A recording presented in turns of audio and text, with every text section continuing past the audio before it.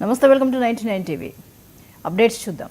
కూటమి ప్రభుత్వంలో సంక్షేమం, అభివృద్ధి సమంగా ముందుకు సాగుతున్నాయని డిప్యూటీ సీఎం పవన్ కళ్యాణ్ అన్నారు. కాకినాడలో స్వాతంత్ర్య వేడుకల్లో భాగంగా జాతీయ జెండాను ఆయన ఆవిష్కరించారు. తల్లికి వందనం దీపం 2 పథకం కింద ఉచిత గ్యాస్ సిలిండర్లు అందించామన్నారు.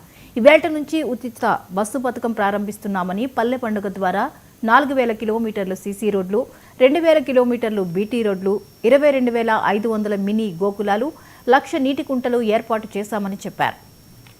79వ స్వాతంత్ర్య దినోత్సవ వేడుకల సందర్భంగా సన్మాన్ గార్డ్ పెరేడ్ రివ్యూ అనంతరం వేదిక వద్దకి చేరుకుపోతున్నారు. గౌరవ ప్రధానమంత్రి శ్రీ నరేంద్ర మోదీ గారి మార్గదర్శకంలో, ముఖ్యమంత్రి శ్రీ నారా చంద్రబాబు నాయుడు గారి నాయకత్వంలో అభివృద్ధి సంక్షేమం సమపాళ్లుగా ముందుకు సాగుతూ ఉంది. ఇచ్చిన హామీల ప్రకారం సూపర్ 6ని అమలు చేస్తూ మహిళలకి ముఖ్య ప్రాధాన్యత ఇస్తున్నాం. రాష్ట్రంలో తల్లికి వందనం పథకం ద్వారా ఈ ఏడాది 67.27 లక్షల తల్లులకి, మాతృమూర్తులకి 8,745 కోట్లు వారి అకౌంట్స్లో జమ చేశాం.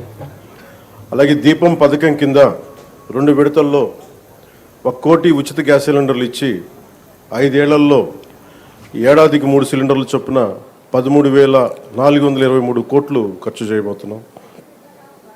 ఈ రోజు నుండి స్త్రీ శక్తి పథకం ద్వారా ఆర్టీసీ బస్సుల్లో మహిళలకి ఉచిత ప్రయాణాన్ని ప్రారంభిస్తున్నాం.